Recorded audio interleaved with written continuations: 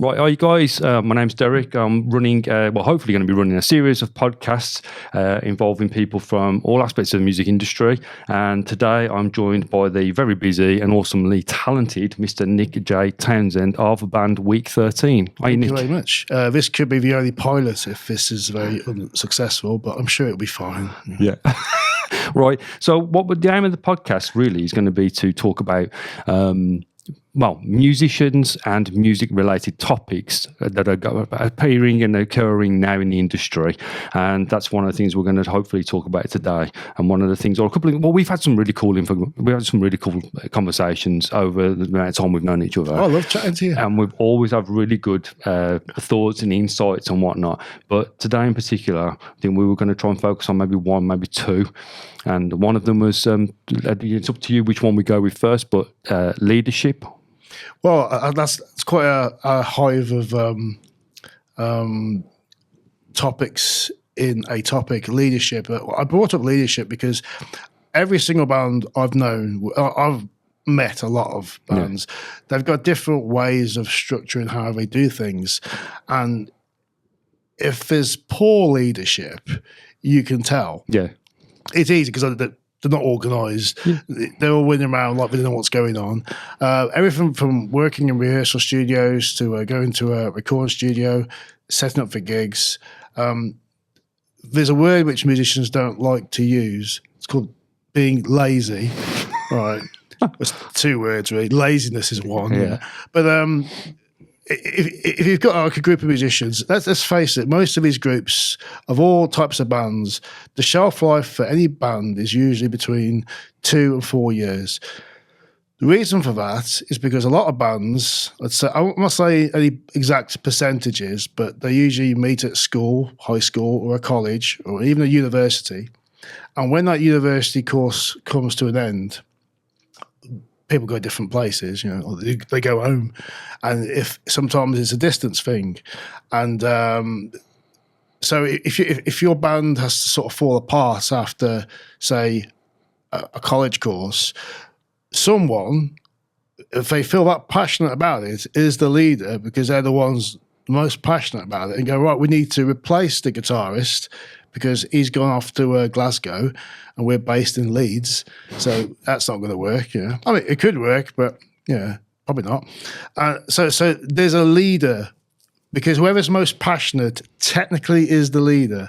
It doesn't always work. I mean, because what is a leader? And you could be the most organised person, and you could, I run the emails, I speak to the promoters, I sort out all the artwork, I write the songs, I'm doing bloody everything. Well, you're probably a leader. Yeah. And that person probably, I don't want to call myself that. Well, let's not beat around the bush. Do you want to do music for the rest of your life? And everybody star jumps. Yeah, one for all for one. However, 3/4 of a band probably will take the easy route out and go, well, actually, I like horses, really, and I haven't really brought this up, but I come from a long family line of horse riders, and I just did this while I was at college. Yeah, so, you had some fun. It's not for you. There's a leader. Someone is in charge, and that leader has to go, right, what do I do? Do I start from scratch again? Meaning brand new band name, brand new music, and then we stop. Because that's why I said 2 to 4 years, because whoever is in charge then dictates where the music goes next, whether it's under a different name, different music, and also they might go, I made some mistakes. I need to start from scratch. And they also might have had some successes, and they might go, we'd be stupid to throw all this away. So then they have to go, right, let's continue it. And if they're going to continue it, they go, right, how do I make this happen moving forward? And this is why I say leadership, because someone, I mean, I could say, well, you'll get some bands go, we all do everything together. We're not like that, Nick. How long has your band been going for? 2 years, yeah. And we do everything together. We have a WhatsApp group, and we all make decisions, and we all agree to it. And if there's something that we don't like, one of us doesn't like something, then none of us do that thing. Okay, that's your way of doing things. I think that's quite backwards, to be honest, because if you have a group chat and they go, oh, we're all going to go on Sunday the 14th, we're going to go into the studio and record this song, and one person goes, I don't want to do that. Right, well, it's 4 against 1. Looking at the odds, I mean, we got a problem member, because if this keeps on happening, whoever's in charge needs to realise that that's a problem. So that could be a problem band member, and that's someone that's got to be let go, or they've got to book their ideas up. Yeah, I don't think I've ever worked with a band where it's been a complete collective. A lot of bands that are new have that system. Yeah. I don't see it. I don't say it works. It'd be a nightmare. Yeah, imagine every decision has to be okayed by everyone. Yeah, and that's the thing, though. You've got 2 different types of sets, or 2 different sets of people. But you've got the ones who'll say, "Look, I'm happy to do this. You just tell me what I've got to do." And that's where you've got somebody who's a designated leader, and people are happy for that. And you've got the other people that they don't want to take over, but they also don't like being told what to do. Yeah, that's the other problem, because being a leader means having to make decisions that affect other people's lives. That doesn't mean a drastic thing, but let's start from the basics. Say a group of 4 people or a group of 5 people. Let's say a group of 4, because they're quite popular, groups of 4. We all need to be in the same room on this date between these hours. Right, that seems really easy to do, and some bands will have a band practice 3 times a month, and they know, right, 8 till 10. That's where on this day we're all going to turn up every Friday or every Thursday, and that sounds fine if they haven't got much else going on in their lives. But if so someone says I've decided to. I've got 5 kids now, because I've got this new relationship, and she's got 5 kids, so now I have 5 kids. So we have 5 kids every Friday. Oh, right, okay. So we moved the band practice. Okay, we've moved the band practice, and we've moved the band practice. Well, also it's little Samantha's birthday on that day, and we go, oh, okay. Well, we'll how about next month? Yeah, we'll try that. You see how problems can start with basic things. It all sounds boring and everything, but this is what a leader has to put up with. Because whoever has been the most creative, I don't care how great a musician you are, how great your songs are, how fast you can drum, all that kind of stuff. If you can't manage a group of people to work together to do, let's say, one thing, which is make music. That's what we all do, whether it's a recording career, a live playing career, which could be tributes, covers, originals. If you can't manage these people and they can't learn to be told what to do, because like you said, some people don't like being told what to do. They've got to give and take. There's a bit of sacrifice there. And unfortunately, that's why you get some of the younger bands, they... after 6 months where they've worked together, they define them as a problem member, and that person has to go and get replaced. Then you've got the new problem of a new person coming in, and then that person has to understand what the old collective did and then work out if they can improve on that or if they can work within that. And, these are the things that bands don't like to talk about. They like to talk about our new single's out next week, and we got a fancy music video, and we're playing at this venue. That's all the fun stuff. But the leadership stuff, without it, there is no band. Yeah, I mean, I suppose you might look at different levels of professional acts, if you like. But if you look at any of the acts that are going out, they're doing like the theatres, that kind of thing, they've all got an MD. So everybody kind of says, well, it's the MDs. They've said, this is what the tunes are. This is what we're playing. This is when we're playing it. And that's it. Everybody knows. But when you got bands, when it's, like you said, college, your mates, somebody has to come up. Somebody has to step up and be that leader, if you like. Well, someone has to decide in that band if it's a hobby or a career. Yeah. And then you've got... That's a massive point. It's a huge one. And you've got, say, a 4-piece. That's 4 minds trying to understand if what they're doing is a career or a hobby. I think if you've done it for 5 years at least, on a semi-professional level, and you've still got bigger plans, it's not a hobby. And there were some people who go, "Oh, I've done it for so long and I haven't gotten anywhere, so it's a bit of a hobby." Yeah, well, just take yourself more seriously, and it won't be a hobby. Yeah. I mean, what is a hobby? I mean, because playing Ludo's probably a hobby.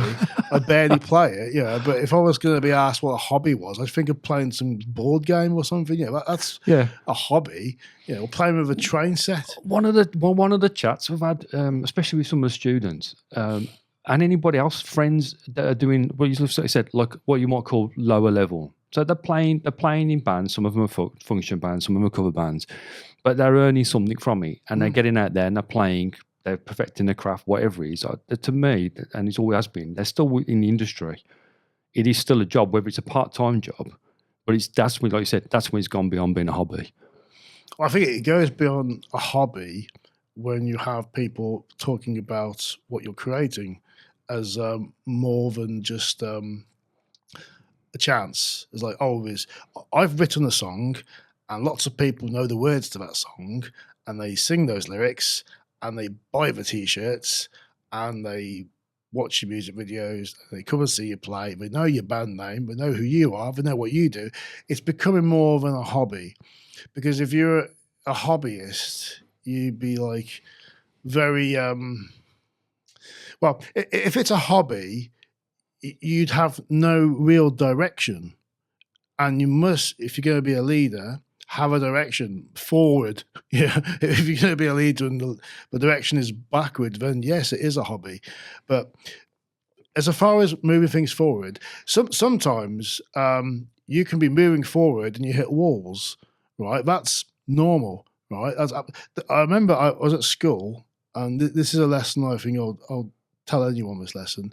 You got those a little box, there's empty shapes, there's like a square shape, there's a triangle shape, there's a round shape, and I was trying to.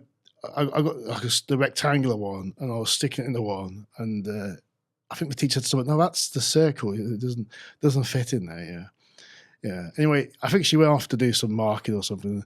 I mean, she's probably doing anything, to be honest. But she came back and. She, "Oh, Nick, yeah," and I'd managed to hammer the rectangular through the circle, and he's like, "Well, okay, you said it couldn't fit in there. I proved you wrong." I mean, I probably ruined the toy, but I proved the point. Sometimes you get these walls, and people say you can't get any further. Like, so if you're a small 4-piece band, and someone says, "You're not going to get anywhere unless you're on Radio 1. You're not going to get anywhere unless you headline Glastonbury." And the people that will say that are normally the people that don't have a music career, that only listen to Radio 1, only watch Glastonbury highlights on the BBC iPlayer, and they have a very cut view of what success is. And success, really, is by maintaining a music career. That is success. Forget the monetary side of it. I've made money in music for the past 20 years. Now, people might go, "Well, that doesn't count, that doesn't count, that doesn't count," because how you got your money. But if it's all from the music industry, it counts. Whether I work in a studio or whether I have a service I provide. If I make money, I am making money. It is an industry. And you've got some people that are in bands and they're going, "Well, look, if this band can buy me a swimming pool, I've made it," right? And some people go, "Because what do you want to do when you get older?" "I want to have a big swimming pool and be a rock star." Tell you what, become an architect or a lawyer, and you can have those things. Yeah. Because if they mean that much to you, your music obviously is not really that important. Yeah, I mean that's the classic saying, isn't it? If you want to make money, don't go in the music industry. You can survive and exist. That was the point, and this is, I mean, without going too, I don't want to go off topic too much, but the idea of it was called like a portfolio career, where you're not just the guitarist in the band. You are, you're a teacher, you're a videographer, you are working in, studio, you're recording, you're producing. A lot of bands have music teachers in them. Yeah. people don't seem to see that. You get some lovely blues band, you see a lovely singer. Oh, she's brilliant. What's she going to do? Is she going to go home and reenact scenes from Tommy, like Tina Turner and stuff? And no, she's probably going to teach music at a school or at a college after the gig because she's a full-time music teacher. Oh, so she hasn't got anywhere. No, she has. Yeah. She's making money out of music. And it's whether it's an education or whatever it is, that's part of the music industry. Thing is, like any other career, being a music teacher means you have to take it seriously. You could be a videographer, you could be working in a studio. All these things you have to take seriously, like you take your songs seriously, like you take your career seriously. Yeah. And if there's people that seem to see band music or solo artist music as non-eventful unless it's like Radio 1. People that get onto those platforms have had to work hard. And you'll get your families saying, well, unless you're making money out of music, you know, why don't you become a bricklayer and, you know, do what you're good at? Yeah.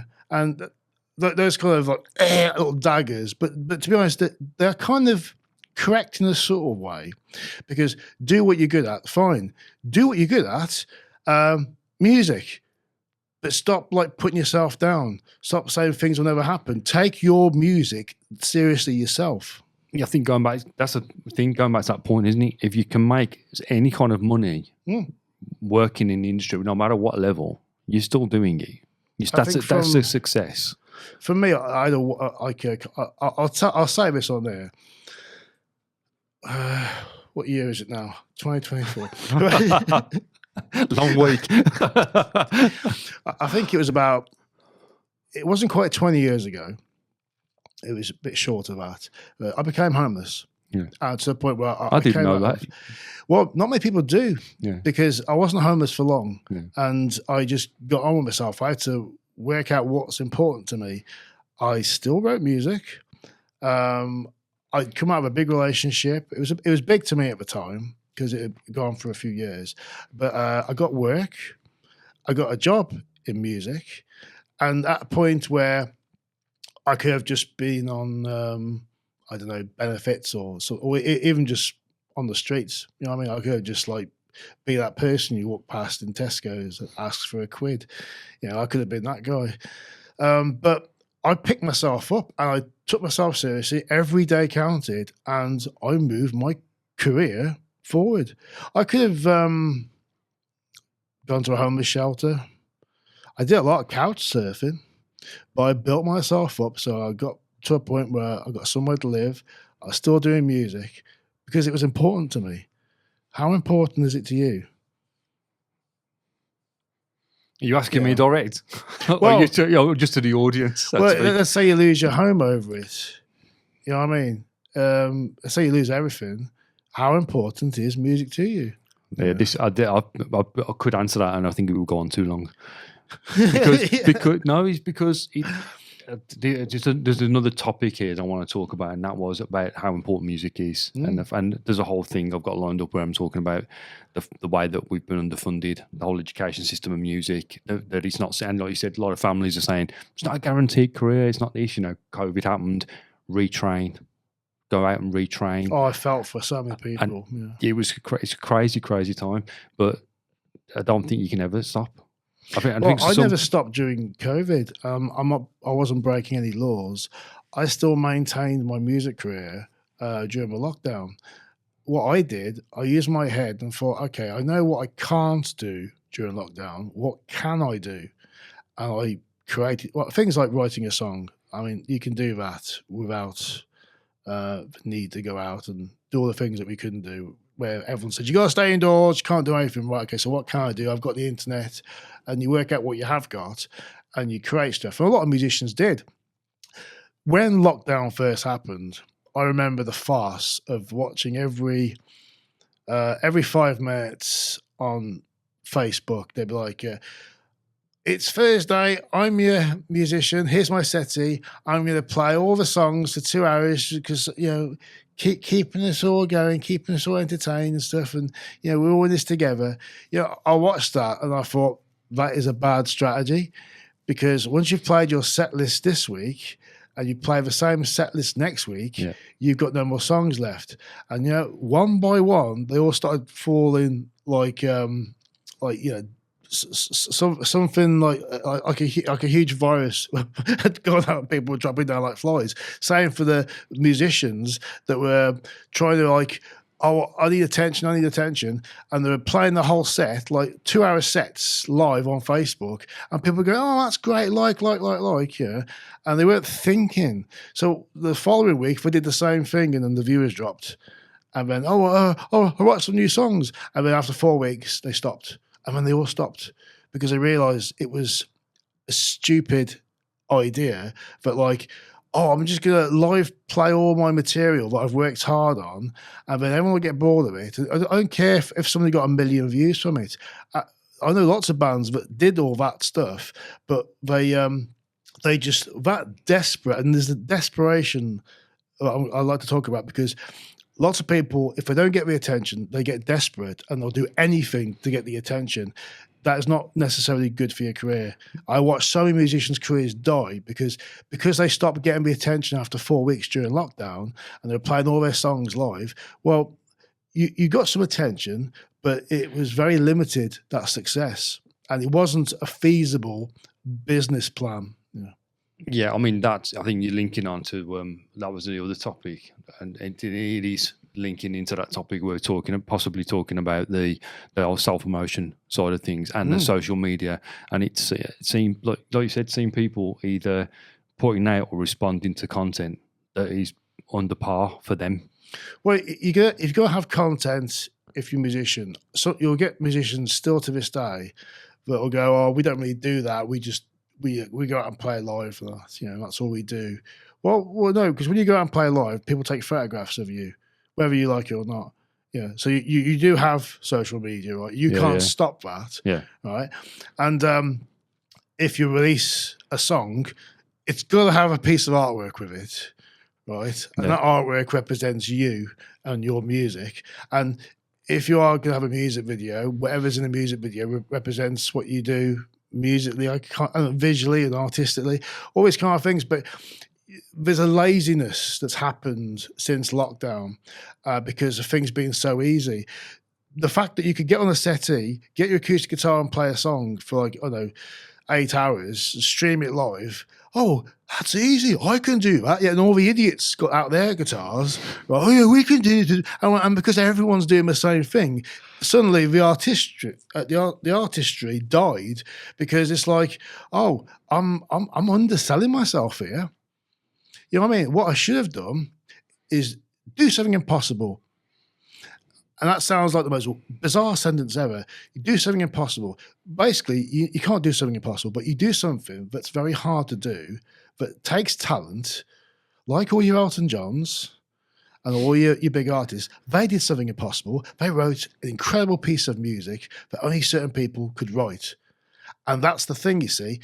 Artists are so desperate for attention, they're just jumping on hashtag themes. They're jumping on... oh, what's trending now? Cake decorating. What if I stood on the cake and played the guitar? Hashtag. Oh, you want to be famous for that? Oh, the trend will last for 2 weeks at least. Yeah. And then what? I'll jump on the next hashtag.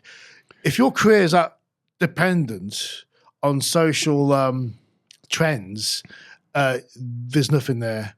Yeah. You need to have something there. So that talent does the impossible. You create a piece of music, or you do something artistically which barely anyone can do. And when you've finished it, you look at it and kind of go, actually, there are people that probably could do this, but not many. Yeah. I mean, I've got a lot of time for people that's put effort into, and what you can see when people are putting out quality content. I've got a lot of time for those people. And then there's another one. There's a guy, he's a friend of mine, Liam, and he was talking the once about the social media thing with the Instagram phenomenon. We've got all these speed freak guitarists that can record this 30 seconds of magic And then apparently some of them, can't name names or whatever, but some of them are then you try and get them into a band environment. They can't play with a band. They can do their 30 seconds of magic. Yeah. And then they can't do. And that's what I mean. It's the gimmicks, you see. Yeah. You can have gimmicks. I use a lot of gimmicks, but a gimmick can't be just like a sound bite, right? Writing lots of lyrics and singing those lyrics and then recording those lyrics and then singing them in an original way that's interesting to people, but you've got them kind of mesmerized for 4 minutes, which is 3 to 4 minutes is the average song length. Let's look at the big pop stars like Elton John, who wrote a 4-minute song. Yes, he was using piano and stuff, but he managed to keep your attention for 4 minutes. If the only way I can keep people's attention is by having a shredding solo for 30 seconds on Instagram, that's it. It worked. I got lots of views. What should I do? Do it again. Do it again. Yeah. I mean, that's all you're doing. You're just repeating a cycle. And there's no denying these people. They've put time into their instrument. They've got technique. They've got ability. And they'll get a lot of success from it. But that success could kill them, because if people know you for only that and you haven't got time to do other stuff, you've locked yourself into your own new career. Because if your career now is just doing 30-second clips of solos, I mean, but to be honest, if you want to be a guitar teacher, very good. But, it depends what you want. We were talking about bands, right? And to be in a band and to move forward. If you imagine, I can't come to band practice on Thursday. Why? Well, I've got a 30-second Instagram to upload. I've got to make sure that's absolutely perfect. I'm uploading at 8 p.m. tonight. Oh, that's when band practice starts. Oh, it's going to have to be next week. You might imagine it got that stupid where you're spending so much time to make a 30-second clip. And as much as that's fascinating, look at what the big bands do. Do you think Dave Grohl does that? But he has to do a 30-second video every day, or no one's going to listen to the Foo Fighters again. No, it's management. Also, they'll put something out, but they'll put something that fans of that music will be interested in. And I might be contradicting myself here because, okay, so, well, what if people like shredding solos? But what if the person that's really talented hasn't got time to do anything else, like work in a band and put those solos in a piece of music? Because what's the point of those amazing solos if they can't be in a piece of music? Yeah, it's extending that idea of the career timeline, isn't it? I mean, like you said, it's taking one skill and then adding it to a bunch, if you like.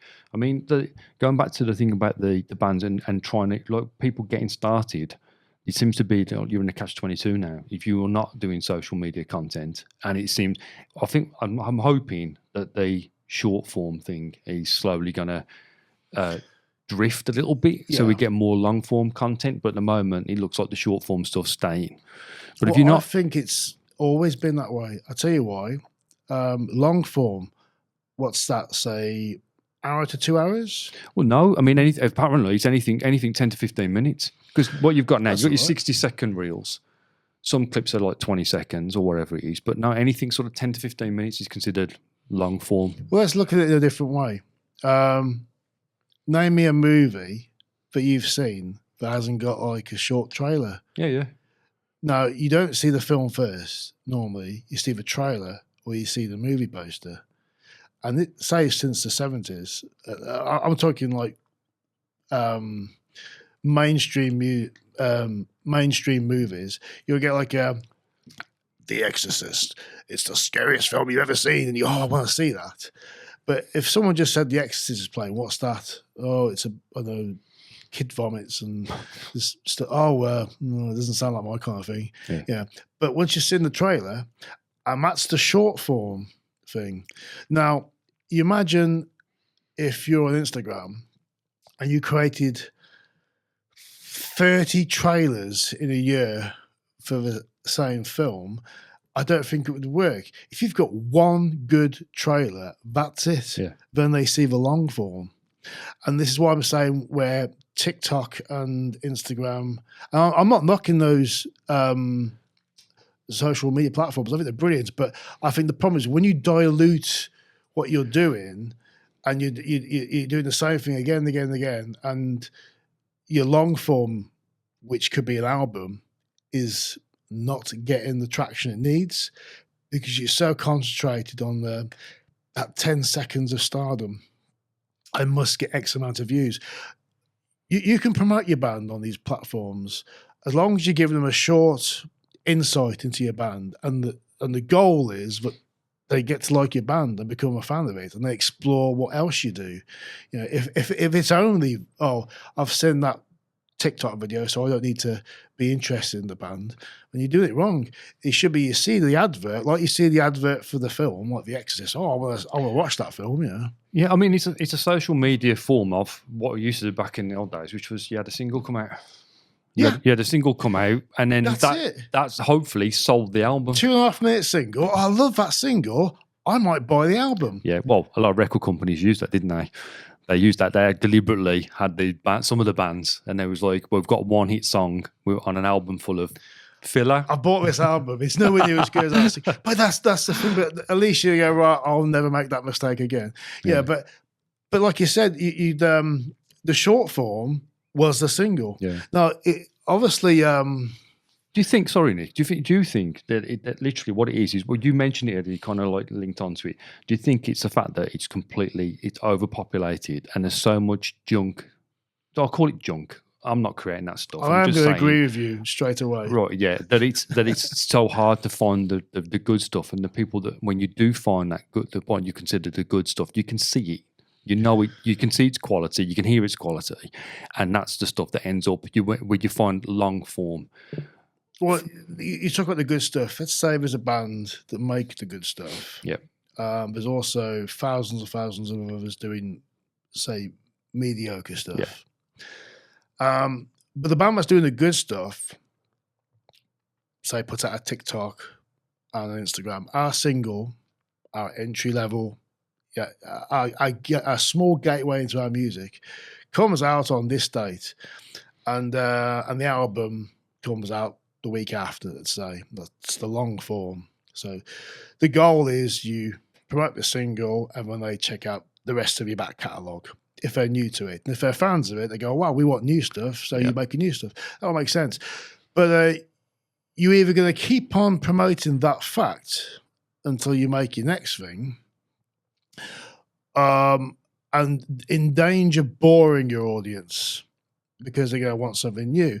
And then this is where it's kind of hypocritical of me to say this, because like I said, you've got influencers 3 times a day putting out new content, and if that band goes, we need to put new content 3 times a day, what was our best stuff? Well, like a month ago, before these 30 TikTok videos we did, we were promoting a single and promoting our album. What we're promoting today, me stood on a cake, playing a cover of Bon Jovi.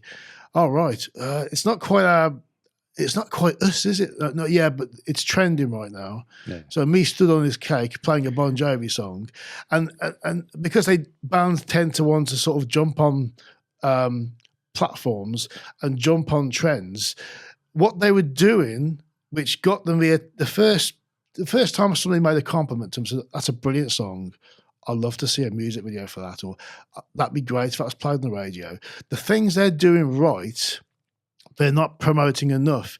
They get distracted by all these other little shiny things. Oh, there's an influencer that, like, he's trying to swallow a toy dinosaur, and play a guitar solo at the same time. Yeah, if we could do that, why would you want to do that? But that's for someone that feels that's how they can. That best promotes what they do. Does that promote what we do? No. What promotes what we do? The song, the thing that we were doing. Yeah. I think I suppose there could be technically 3 different camps now that I see. And there's the one lot that they don't really touch social media. They'll either go by word of mouth or what they might see or hear on the radio, but not necessarily through social media. Or they'll leave it to somebody else to do. Yeah.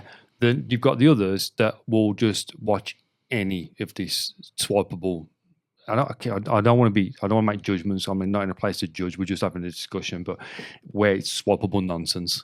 It is throwaway, like you said, because it's a gimmick. It's I like a trend. cat videos. Don't get me wrong, but and I've done the same. But I'm not going to invest any time in it.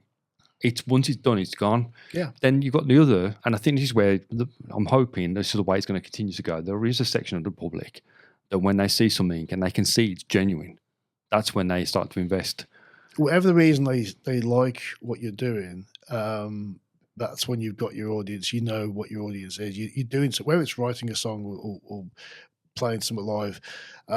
If you're recording your entire life as a video documentary of your life, that's great if people are interested in. But when you're starting out, you've got to do the impossible, and that's why I keep saying you do something impossible. And by that, you just do. Basically, it's not really do something impossible. It's do something professional that takes you seriously, as if the whole world had invested in you to do this thing. Come on, we want you to land on the moon. We got all these countries are throwing like all our resources to build a rocket to get to the moon. We want you to do this, and you're going to pilot that rocket. That sounds like an impossible task. Now, the actual thing you're doing is writing a song, recording it, and maybe make a music video.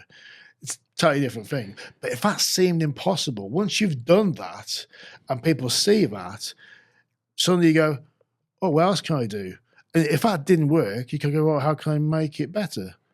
And this is where the leadership that I said earlier on comes into play, because you work out what are our strengths, what are our weaknesses, and if you don't analyze your own results, then you just throwing crap on the wall and guessing. I think now, and again, I might be wrong on this, I think one of the things that's become, or seems to become more important, in particular, perhaps since lockdown, with like I say, a new generation of musicians and whatnot coming out of the woodwork, it's integrity. And I think this is where it links into the leadership thing, but it's into your social media stuff of publicising yourselves. People are looking for integrity. I think they want a bit of honesty, because nobody likes being lied to or deceived. They want something that's real. Yeah. If people are honest, if you could give me a list of the top bands or top songs, nobody watches video countdowns anymore. Nobody watches programs like that. Nobody watches channels where it has charts and stuff. If people like a song, they might go, oh, I like that song. But you know, if they're at home on their own, they feel like listening to music, whatever that music is what they like. Yeah. And that's something you can't change. It doesn't matter if they're a 4-piece unsigned band and they've scrabbled enough money to make a song and they're your mate's band. Oh, I'll listen to this band. But are they going to listen to that band during a moment of crisis when you go, I need to put some music on because I feel down today? If that band does that for them, and that's the goal. You know what I mean? You've related to someone, they care about what you're doing. I get a lot of people that listen to music mate, because it could do a number of different things. It can make them smile. It can make them happy. It can make them rock out. You know, I've had clips sent to me of people throwing themselves around the room to a song I've written, and you can go, "That's fantastic." I mean, like I feel bad for their bedroom, but like, but the thing is that's wonderful, and music can do that. There's got to be a bit of honesty. Okay, so you have expectations. So people expect you to maintain that. If you drop your standards, they'll notice that. Yeah, you'll lose them as quick as you got them. Yeah, straight away. Yeah, no, it's that thing about the music. That's another topic, but for another day. But the thing about the power of music, going back to what I mentioned a little bit earlier about how important it is, even to people that aren't actually involved in creating it, just people that use it. And that's why I go to music nightclubs and be lucky if 1% of the crowd of musicians, it's just normal people that just go there for music. And you'd think that's the kind of place where musicians would go, where you got like a DJ playing music. You can't go, well, you're in a music career, why wouldn't you do that? But most, unless it's a live band, I ain't going to go. So you wouldn't go to a place full of people that love music, in a place that plays music, like rock clubs and stuff. The amount of rock clubs I've been to where there's no musicians there. I'm a musician, I go there, and I just chat to people, and we're talking about self-promotion here, but if somebody says, what do you do? Oh, I'm in the band. What's your band? Oh, it's, and you give them a call or something, or they'll check you on, I don't know, Twitter, Instagram, TikTok, any of the major social things they use, and they then follow you after and like, or maybe they don't like, depends what they like. But those are people that love music, and they're the real people, right? And if they don't like something, they'll tell you straight, and that's your audience, to be honest. You got to be prepared for people to like and hate what you do, and you can't you can put a circle through a square. I've proved that, but you also got to be realistic and look at your target audience. Yeah, the target's really the circle, really. Yeah. No, totally get it. I don't know. Is there anything else you want to add to that? I think if you're in a band and you all get on well, that's great. One of you cares about that, or maybe two of you cares about the band more than everybody else. And the reason why I say that is because you'll do all the donkey work. You're the one that organises it, even pays for everything. And with that, there does become jealousy, because one could argue, I've put all my time into this band and finances into this band, and I'm receiving publicity as a result of that. What about me? And you could turn around and say, well, why don't you put some money into the band? No, I ain't spending my money. And that's where you get some people in the band refuse to actually insert any finance into its future. And all bands, like any business, they say speculate to accumulate. Yeah. Whatever you put into it, you'll get something out of it. I don't care about like numbers and stuff like that. Like there's no guarantees, but if you put nothing into it, you will get nothing out of it. Yeah.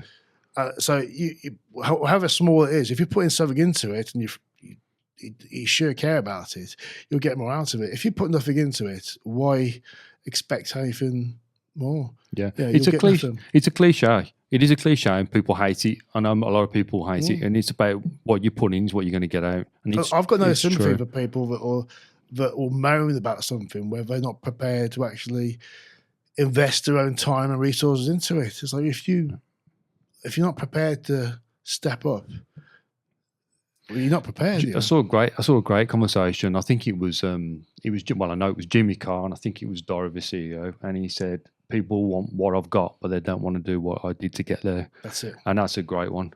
And you've got to spend hours and hours. And there's the conversation we said earlier about when is it a hobby, when is it a career? I've never considered music a hobby. Yeah. I think before my first ever gig, I could have probably called it a hobby then, because at the time I was doing covers. I hadn't written an original song. And I was playing some covers. Once I started writing my own songs, that's when it became a career. And then once people liked what I was doing, that kind of affirmed. Because I could have written terrible songs. So until people had heard that, I needed to know, will these songs be liked? And they were liked. So once you've got an audience, they've ticked the box, say, right, I can write songs, people like them. Why the hell shouldn't I do this? You move forward, like I've moved forward. And some bands have yet to do that. They'll have like a 10-song set list, all covers, and there's one original. And that's the one we want to get. We'll have a whole set list of them and try it. But some people aren't prepared to do that. So the money side of it, no, we make money from our covers. That's great. Or we do a tribute act and we dress up like Kiss. Yeah, you can get money from that. If you want to be an independent songwriter, you have to invest in yourself. And I don't wait for someone to give me opportunity. I create my own opportunity. Yeah, I know a couple of other people that are the same, and they're making the doors open. They're doing what they need to. They're not waiting for someone else to come and rescue them, if you like. I mean, you could expect everyone to stop what they're doing, and this is why I say create the impossible. You do something which will get people's attention for the right reasons, to talk about your product. Yeah, and that's a word people don't like to use. If it's a song, it's a product. Yeah. It's a piece of music, it's a product. If it's a music video, it's a product. So if I get people's attention successfully by releasing a piece of media, then that's the success from the point of view of working out your audience, what they like, and what they're drawn to. I won't post out every day because I dilute it. I go, right, how much time did I spend on making that product? Right, I'm going to have to invest the same amount of time to make another one equally as good or better. That's always the aim. You try and improve on what you've done before. And that could be like a 2-month gap in between that. Like, I wrote the best song in the world. Brilliant. Great. Oh, all I've got to do now is do it again. I can't do it in 4 hours. And that's the problem with the content of today. It's like, you got to release 3 TikTok videos a day to get somewhere. Who said that? Another influencer on TikTok. And if you follow him, his 3 videos a day of what you should be doing to get somewhere. And what videos inspired him? Oh, he got inspired by, and there's a lot of bullshit. Yeah. Beep. Yeah. There's a lot of bullshit out there. Experts on like, get on 10,000 Spotify playlists. Yeah. Right. You know what? As much as I hear about these ways you can get on Spotify playlists and the right ways to do this, it's usually the same thing. People ask you for money, you give them the money, and then they do the thing. These experts, they just want the money. They want your money. Right. You know what would be a really great way of getting somewhere? Because every time I've had these emails from people, I'm a Spotify curator, and I put the best songs on there, and they got this standard email which they send to 10,000 other musicians for just £10 a day or $10 a day or whatever it is, and they put their terms on. If you were to follow that up, they wouldn't treat you. Oh wow, you're an amazing songwriter. They treat you as one of many other thousands of people. You're nothing to them. You're £10 or you're £100 or whatever money you've offered to them or whatever they're asking. That's all they care about. And you know what would work really well to get your music on all these playlists? Write a good song. It's that simple. Yeah. Yeah, but that's the magic bit. Then that's the impossible. That's the impossible. Writing a good song.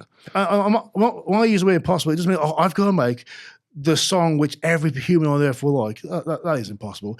But let's say, okay, I wrote the impossible song, and in reality was 1% of the population loved that song. Great. It's better than nothing. I can't remember who it was that said this, but they said they'd rather have say 500 dedicated followers than 50,000 diluted. Well, it's like the people. I know a band. I'm not going to mention names. 3 years ago, they said they had something like 1 million fans. And I was a bit sus at that. I wasn't like calling them out. It was because they had 1 million streams on one of these music platforms.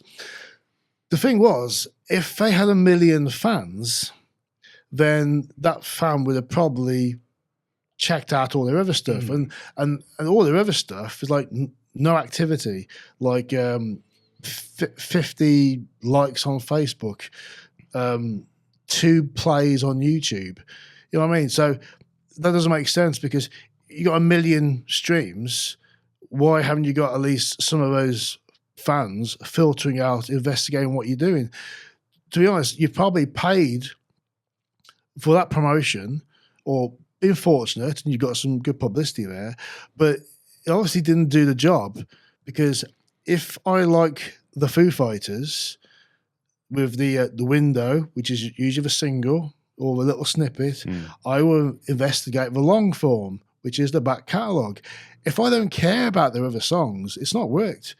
You know what I mean? That really good impossible song is the window into what the band does. So even if you get, pardon me, even if you get 1 million streams on Spotify, which are a bit dubious, to be honest, when I see those bands with those posts, I'm really happy for them, right? But I think there's some bull somewhere that they're not telling you the reason why they got the million. That is me being cynical, but you've got to promote what you do on all the platforms. You talk to all the fans you get from them, and you treat them with respect. You be honest with them and that. But if you get the million streams on one, I can't understand why you can't get the fan base to grow. I think the reason why is because a lot of these artists that say they've got a million streams, they're on these playlists which people don't spend much time. I mean, I don't go into my Spotify account to go, oh, what's the playlist for me? I listen to that. I'm going to follow all these bands. It's just background music. It might be just something I stick on whilst I get on with some work and that. And unless that song really gets my attention, I'm not going to care. Yeah. And that's what I mean. That song that gets the attention, and like I said, you could get 500 dedicated fans that love that song. That's the impossible bit. You get that. Impossible achievement unlocked. Brilliant. I've got 500 people like that. I don't care if a million people listen to the song on a streaming platform. Doesn't mean anything, because most of these bands that have that fact, we've got a million players on this, there's no evidence of a fan base for a lot of it. And if it wasn't true, struck me down with lighting, but most of the times I followed up, I'll check out that band. Nobody else is checking out that band. I do check these things out. I just can't work out why you'd even advertise you've got a million streams on Spotify if you're not prepared to promote everything else you do on every other social media platform. You couldn't purely just exist on Spotify, because that's not a guarantee of a music career. You've got to do the full thing.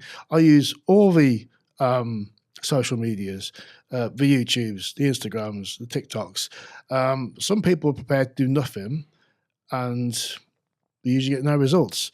But I'd rather have a dedicated fan base that are waiting for my next release than just pay someone loads of money to get a short hit. It doesn't actually really help your music career. I think it actually harms it, because then it looks dodgy. What, you got a million streams, but no one likes your music? That doesn't make any sense. You haven't got any fans. How's that even work? Yeah, what I'd like to see is I'd like to see the people that have got the streaming platforms, your Amazon, Apple, Spotify and all that. I'd like them to actually then go to the other platforms where you can physically buy the music from the artist. And normally that works, because if an artist is doing well for a particular song, all the other platforms do well as well. Because it's no accident. If I've got a single which we've released and it does well, those results will filter out to all the other platforms. So I'm very dubious when a band has one platform where they get like a million hits or views and then barely anything from anywhere else. That doesn't make sense. That sounds like someone spent a lot of money with an advertising firm or something, and they've been ripped off. Yeah. I mean, what was the one, Bandcamp? I know a lot of people that use Bandcamp, where you can buy the music direct from the artist. Yeah, that's great. All the websites, and that's where I think there's a gap, where you've got your social media stuff, like as in your social media streaming platforms, where they're not getting as much. Great for viewing, listening figures even. It's great for a CV and to reach a potential audience, but are any of those people going to come back and buy your product from you? And it's a product. Yeah, and it's the same. It's the same thing when it comes to playing live. People. I've seen people stop at a door and they've said it's £5 to go in to see a band, and they've complained, and then go upstairs and I'll buy a pint for £6. Yeah, and that's a weird mentality. If you're going to put an event on, here's an example. Some people expect big results when they're just starting out, and usually it's friends and family that support what you do. You can't live off those fumes forever. Yeah. You've got to be releasing stuff that strangers want. I think if I was honest to myself, I've gone through about 3 or 4 different generations of people. By that, I mean, it's every 4 years, when people go, the music scene's changed and friends come and go, or some friends stay with you for absolutely donkers years. Your fans will get into new bands and all that kind of stuff. And when you go do something interesting, something impossible again, and nobody cares about what you do again, but you're also going to get a new fan base. And you'll get a new fan base every 3 or 4 years, dependent on whether you release something that's worthy of their attention. And I've been quite fortunate because every time we've released something, we get a load of new people. And then I say dribs and drabs, you'll get some of the people from, say, 5, 10 years ago, or bloody hell, I remember I used to listen to them, and they'll come in. So some will be like there from day one. Oh, yeah, I can't wait. But you got to keep making music. Even like I mentioned Elton John, some people probably like the Candle in the Wind song, but they might not have ever bought an Elton John album. But they hear about Elton John when he releases something new, and you'll get those people, I'll check out what he's doing this time. You know what I mean? But they know his name, but they know what to expect, and they've got high expectations. And that's the high standards you have to maintain, because you can keep bringing back old fans, but you got to keep making new ones. You always have to keep making new fans. I'm quite fortunate because when we release a single, I get a lot of new radio DJs or hear about us for the first time. So you have to sell yourself and explain everything you do as if they've never heard of you before. And some people take offense and go, I'll be going for ages. Everyone should know me. Well, if that was the case, you'd be on Radio 1 every fucking day. Yeah. Sorry, excuse my French. Beep. But you know what I mean? So you got I don't take offense if someone goes, I've never heard of you. Because for that not to be true, that'd be like me expecting everybody on earth to know what I do. That would only happen if I'd probably headline Glastonbury and be on Radio 1 at number 1 for 16 weeks or something like that. Right, we're nearly on an hour. Do you want to wrap it up? Do this again some other time, yeah? Oh, God, yeah, absolutely. There's too much. We've got too much to talk about. Yeah, it's too much. Yeah. Is there anything you want to finish with, Nick? No, I just say, if I come across as a bit cynical or anything, it's not like I'm a cynical person. I'm just a realist. And the reality is, I know I can create music and make what I say happen. And I do what it says on the tin. I don't need to dream up fantasy to get attention. I would just do things, and then people have a choice whether they like them or don't like them. And that's how I move forward as an artist. I'm an artist constantly creating. So I base all my knowledge on things I've done rather than what is I could potentially do. So I'm not talking about things that I'm just assuming might happen. I've either done the hard work myself to know what I can and can't do. I will always say this, I'm going to end it with this. I will always try and make something impossible. Right. Okay. Yeah. I don't think it's been cynical. I think one of the things behind that, doing these chats, is going to be people coming in and talking about their thoughts, their feelings, their experience, and that's it. It's not about being cynical. It's the same thing as I'm not going to try and give people advice. I'm just going to talk about stuff. Talk about what experiences either I've had, you've had, whoever it is that's coming in to talk. Well, people can take what they want from... Exactly. That's the idea. It's like we can't tell the audience what to think. Yeah. Speaking of which, I'm going to look at the camera now. But thanks, Nick, for coming to do this. We're definitely going to do this again. Do it once a week if you like. Once a week, really? Okay. Might say up on that. Right, just want to say to everybody that's watching, listening, thanks very much for checking this out. If you enjoyed the content and you want to see some more, please let us know. Drop us a like, a subscribe, a comment, whatever, and we'll catch you on the next one. Cheers.